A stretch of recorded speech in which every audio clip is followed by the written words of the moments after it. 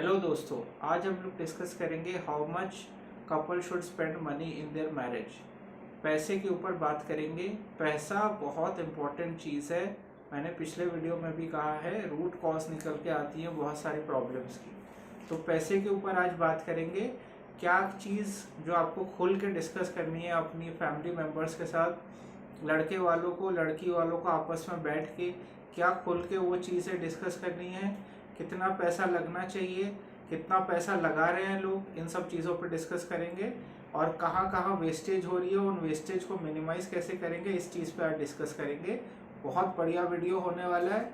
जो अभी नई शादी करने जा रहे हैं उनके लिए तो बहुत ही इम्पोर्टेंट है, और जो पुरानी शादी कर गए हैं वो अपने फैमिलीज़ में लोगों को एडवाइस कर सकते हैं, या जो शादी करने वाले हैं उनको एडवाइस कर सकते हैं। आपके कलीग्स जो हैं, जो ऑफिस में कोई शादी करने वाला है, उसको एडवाइस कर सकते हैं कि क्या क्या पैरामीटर्स, क्या क्या टेक्निक्स, क्या क्या चीज़ें फॉलो करनी है। तो पहले इस चीज़ पे बात कर लेते हैं, पैसा क्यों इम्पोर्टेंट हो गया। आजकल के ज़माने में पैसा इसलिए इम्पोर्टेंट है क्योंकि इन्फ्लेशन बहुत ज़्यादा बढ़ चुका है।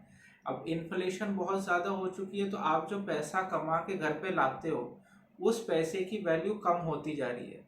अब शादी को क्या है कि वन टाइम इवेंट मान लेते हैं लोग।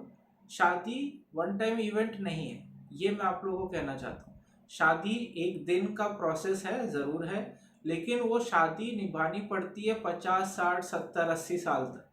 ये शादी अगर आप इनिशियली ही सारी एनर्जी लगा देंगे, आपने सारी एनर्जी इनिशियली लगा दी, ठीक है, तो आपका क्या है, ये 40 50 60 साल का जो एनर्जी आपने पहले लगा दी, अब वो लगाने में आपको बड़ी दिक्कत सी होगी। अब वो एनर्जी पैसे के हिसाब से हो सकती है। आपने या तो बहुत ज़्यादा एक्स्ट्रा प्यार, एक्स्ट्रा रोमांस दिखा दिया शादी से पहले, और शादी के बाद आप उतना नहीं दिखा पा रहे हैं, तो ये भी बड़ी दिक्कत हो जाएगी कि पहले तो ऐसे ऐसे करते थे ये, अभी तो ऐसा नहीं करते हैं। या सास मान लीजिए आपकी जो है, कि शादी से पहले तो बड़े प्यार से बात करती थी, और अभी शादी हो चुकी है तो सास प्यार से बात नहीं कर रही है, ताने दे रही है। या घर पे कुछ काम करना हो रहा है तो वो काम में हाथ बटाने को बोल रही है, विच इज़ नेचुरल, ऐसा होता है। तो एडवाइस ये है कि इनिशियली सारी एनर्जी खर्च मत करिए, थोड़ा सा बचा के रखिए, थोड़ा सा सहम के, थोड़ा सा धीरे होके चलिए, लाइफ को एंजॉय करिए, मोमेंट में रहिए। ऐसे मत करिए कि ये बस शादी एक दिन का इवेंट, एक दिन का इवेंट नहीं है, एक दिन का बस शादी हो रही है, उसको चलाना है आपको लंबे समय तक। अब इसमें पैसा क्यों इम्पोर्टेंट है। पैसा देखिए इसलिए इम्पोर्टेंट है क्योंकि लोग, मैं देख रहा हूँ अपनी कंसल्टेशंस और बाकी इन सब चीज़ों में बहुत ज़्यादा खर्चा कर दे रहे हैं, बहुत ज़्यादा खर्चा कर दे रहे हैं। मिनिमम अगर आप देखें, अगर एक अच्छी डिसेंट वेडिंग कोई कर रहा है तो 50 लैक्स तो कहीं नहीं गए। 50 लैक्स की शादी has become a norm.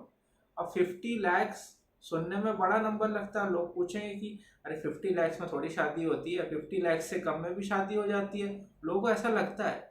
But उन्हें आइडिया, रियलिटी नहीं है शादी का। अगर आप खर्चा करने, हिसाब करने बैठो ना, कि इनिशियल डे जब शादी का डेट फिक्स हुआ से डे ऑफ जब शादी हो चुकी है और हनीमून हो चुका है, ये जो ड्यूरेशन है, इस ड्यूरेशन का अगर आप पैसा कैलकुलेट करोगे, आप हैरान रह जाओगे। जो बंदा ये कमेंट करेगा कि 50 लाख की शादी नहीं होती है, वो हो जाती है शादी। अगर आप ऐड करते रहोगे ना, हर चीज़ को ऐड करोगे, 50 लाख तो कहीं नहीं गए आपके। और ये मैं अपर मिडिल क्लास के लिए बोल रहा हूँ। ऐसे आप गांव में शादी करेंगे तो ऑब्वियसली कम खर्चे में हो जाएगी, लेकिन मैं अपर मिडिल क्लास वाले के लिए बोल रहा हूँ कि 50 लैक्स तो नॉर्मली लोग खर्चा कर ही देते। अब क्या है कि 50 लैक्स खर्चा कर दिया है, दोनों पार्टी ने मिल के भी खर्चा नहीं किया है, कोई एक पार्टी पे ज़्यादा दबाव पड़ता है, कोई एक पार्टी पे कम दबाव पड़ता है। मान लीजिए लड़के वालों ने उस 50 लाख में से सिर्फ 20 ही लाख दिए शादी के खर्चे में, और 30 लाख लड़की के मम्मी पापा दे रहे हैं। ये बड़ी दुविधा की बात है। अब क्या रहता है कि फैमिली में जब ये बात करते हैं ना पैसों की, तो बस बोलते हैं कि अरे देख लेंगे जी, हो जाएगा, इतना तो करना ही पड़ेगा, इतना तो होता ही है, ये सब रहता है। अब ये सब रहता है तो डिस्कशन में बैठते नहीं है, पैसों की बात करते नहीं है, उनको पता ही नहीं चलता at the end of the day कि पैसा कितना जाने वाला है, एक मोटा अंदाजा भी नहीं होता है। बजट वो कुछ बनाते हैं और बजट क्रॉस कर चुका है, एक ह्यूज मार्जिन से, अमाउंट से क्रॉस कर चुका होता है, उन्हें बिल्कुल आइडिया नहीं है। मैं चाहता हूँ कि सारे फैमिली मेम्बर्स मिलके ये डिसाइड करें कि पैसा कितना लगना चाहिए, और लड़के और लड़की वाले दोनों को बिठाएं, लड़का और लड़की को भी बिठाएं, दोनों फैमिली आपस में डिस्कस करें। लड़के और लड़की दोनों से पूछें कि उनको आप दो चॉइस दीजिए कि आपको शादी में, बेटा बेटी आपको शादी में ज़्यादा पैसे खर्च करने हैं, आपको वेडिंग पिक्स बहुत अच्छी चाहिए तो बता दीजिए, या तो उनको दूसरा ऑप्शन दीजिए कि हम शादी में कम खर्चा करेंगे, लेकिन अगर शादी आपकी सही से चल रही है तो हम लोग आपको हर साल बोनस देंगे, बहुत बोनस। ऐसा हो सकता है कि 5 लाख दे दिया। इनिशियली तो आपके 50 लाख खर्च होने ही वाले थे ना, लेकिन आपने वो पैसा इस हिसाब से कर दिया कि शादी भी अच्छी चल रही है और उस शादी को आप इंसेंटिवाइज कर रहे हो कि हर साल हो गए, शादी अच्छी चल रही है, आपने अपने बेटा बेटी बहू और दामाद को दे दिए 10 लाख 5 लाख, उसमें कौन सी बड़ी बात है। तो ये है, ये सब चीज़ें देखनी पड़ेंगी।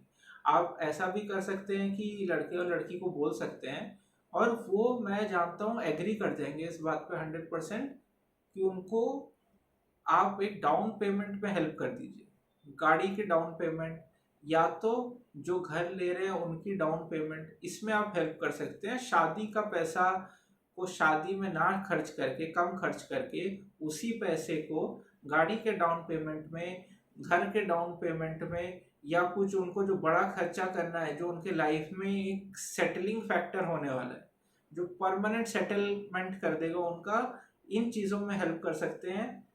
उस एक दिन में शादी के पैसे को ज़्यादा मत उड़ाइए, वो पैसा बहुत मेहनत से कमाया हुआ है, बहुत मेहनत से कमाया हुआ है, मैं जानता हूँ। और वो पैसे को एक दिन में पटाखे, दारू और इन सब में मत ज़ाया करिए।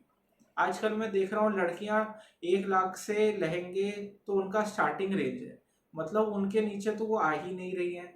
लड़कों का अपना कुछ वो चल रहा है, लड़कियों को अब क्या है कि इंस्टाग्राम देख लिया बहुत सारा, ठीक है। अब इंस्टाग्राम देखने से क्या है कि pre wedding photoshoot, post wedding photoshoot, honeymoon photoshoot, ठीक है, और फिर लेना देना, गहने, जो कपड़े हैं, सबके रिलेटिव्स को कपड़े जाएंगे जी, शादी उनकी हो रही है पर सारे रिलेटिव्स को कपड़े जाएंगे, ठीक है। तो ये है, अब इतना खर्चा होने वाला है तो लोन भी लेना पड़ जाता है काफ़ी बार, ये बड़ी दिक्कत हो जा रही है। इनिशियली वो बजट कुछ सेट करते हैं, फिर शादियां लोन लेके हो रही है, मतलब आप सोच सकते हैं कि कितना हम लोग कौन से उस जमाने में आ गए हैं, कितना डेट कैरी करोगे आप। डेट कैरी करना ठीक है, तो आपने कोई डेट कैरी किया, मान लीजिए आपने घर खरीदना था, आपने डेट कैरी किया, तो आपको मिला ना एंड में कुछ, घर तो मिला ना। यहाँ आपने क्या किया, आपने कर्जा ले लिया शादी करने के लिए, और हुई बस एक दिन की शादी।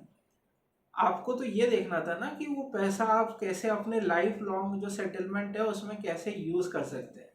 ये चीज़ें मेरी कंसल्टेशन में बहुत लोगों को फ़ायदा दे रही हैं, और बहुत, ये मैंने देखा है कि ये टेम्पलेट्स अगर आप अपने फैमिली मेम्बर्स और ग्रुपों में शेयर करेंगे तो ज़रूर एक समाज में डेफिनेटली एक इम्पैक्ट होगा। तो ये बड़ी चीज़ है जो आपको डिस्कस करना है। इसी से रिलेशन मेरा प्री मैरिटल कंसल्टेशन है, जो कि हर कपल्स को लेना चाहिए।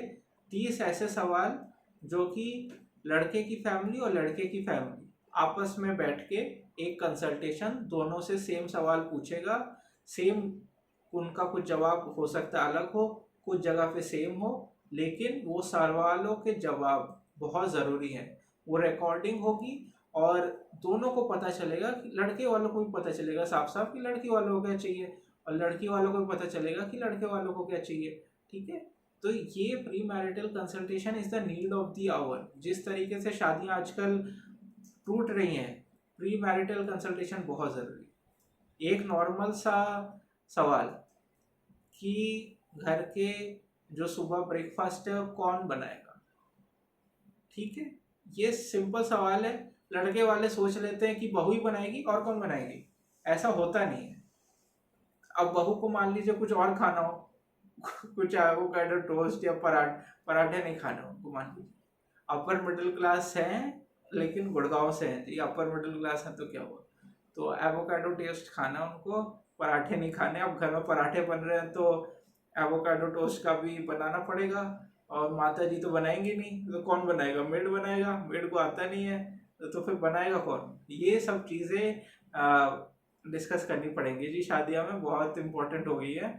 और कुछ इम्पोर्टेंट सवाल भी होते हैं, जैसे कि आप बच्चा करना चाहते हैं कि नहीं शादी के टाइम, शादी के बाद। तो लड़के वाले सोचते हैं हाँ बिल्कुल, ये तो हम इसी वजह से तो शादी कर रहे हैं। और ऐसा नहीं है जी, लड़की कह सकती है कि मेरे को तो करना ही नहीं है, अभी मेरे करियर है, एम्बिशंस हैं, I have not planned yet, 35 के बाद देखूंगी, मेरा तो अभी करियर चल रहा है। लड़के वाले सर पकड़ लेते हैं कि भाई ऐसा कैसे हो गया। ये चीज़ें हैं, ये चीज़ें आपको देखनी पड़ेंगी। और इनिशियली डेज में ज़्यादा आप शादी के बहुत ज़्यादा ऐसा मत करिए कि एक ही दिन आपने सारा कुछ दिखा दिया। अब क्या होता है कि आपने बहुत सारा पैसा, लेना देना जो भी है, बहुत सारा खर्चा आपने पहले दिन या शादी से कुछ दिन पहले कर दिया। बहू को ऐसा लगता है, जो होने वाली बहू है, कि ये इतना अभी से कर रहे हैं, तो मैं तो जब इनके घर की बहू बनूंगी तो मेरे को तो क्या ऐशो आराम मिलेंगे। लाइफ कंप्लीटली चेंज हो जाती है, कंप्लीटली। अब इनिशियली तो इन्होंने इतना खर्चा कर दिया है, ठीक है, अब तो ये नहीं चाहेंगे ना कि इतना खर्चा हो। अब घर में वैसे ही चले कि जैसे मिडिल क्लास की फैमिली चलती है। ये लड़की को बड़ा शौक लग जाता है कि ऐसे कैसे हो गया, मैंने तो कुछ कुछ और सपने देखे थे, मैंने बाली के सपने देखे थे। यहाँ गोवा भी नहीं हो रहा है। ये बड़ा दिक्कत हो जा रहा है आजकल की शादियों में, ठीक है। तो इन सब बातों पे ध्यान रखिए। मैंने कैलकुलेशन करी है कि 10 से 15 लाख इज़ आइडियल। उसके ऊपर अगर शादी में खर्चा हो रहा है तो it is wastage of money. वो पैसा आप घर के डाउन पेमेंट में, गाड़ी की डाउन पेमेंट में, ऐसा कुछ जो कि बहू और बेटा को वो हेल्प कर सके। और उनको ज़रूरत पड़ेगी ये पैसे की, बहुत ज़रूरत पड़ेगी, क्योंकि जॉब्स का आप मार्केट देख रहे हो कि it's very difficult, very tough market right now. पैसा कमाना बहुत मुश्किल हो गया है। तो आप ये पैसा अगर बचाएंगे, अपने बच्चों के लिए आगे रखेंगे, तो वो आपको थैंक यू ही करेंगे, और आपकी भी इज्जत बनी रहेगी घर पे। नहीं तो मैं देख रहा हूँ एल्डर पीपल और पेरेंट्स आर लूजिंग, अटेंशन नहीं मिल रही है उनको घर पे। ये पैसे को रखिए, ये पैसा आपके बच्चों के काम आएगा, आपके भी काम आएगा, ठीक है। ये वीडियो कैसा लगा आप मुझे बताइए।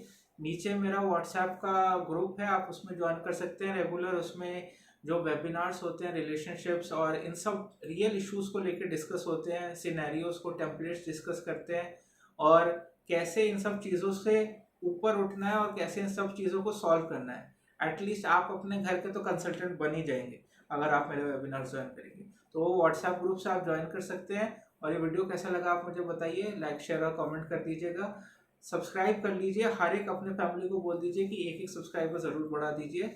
बहुत मेहनत से, बहुत तसल्ली से मैं ये वीडियोस लाता हूँ, तो इनको पूरा देखा करिए और अपने फैमिली मेम्बर्स और ग्रुप्स में भी शेयर करिए। Thank you very much.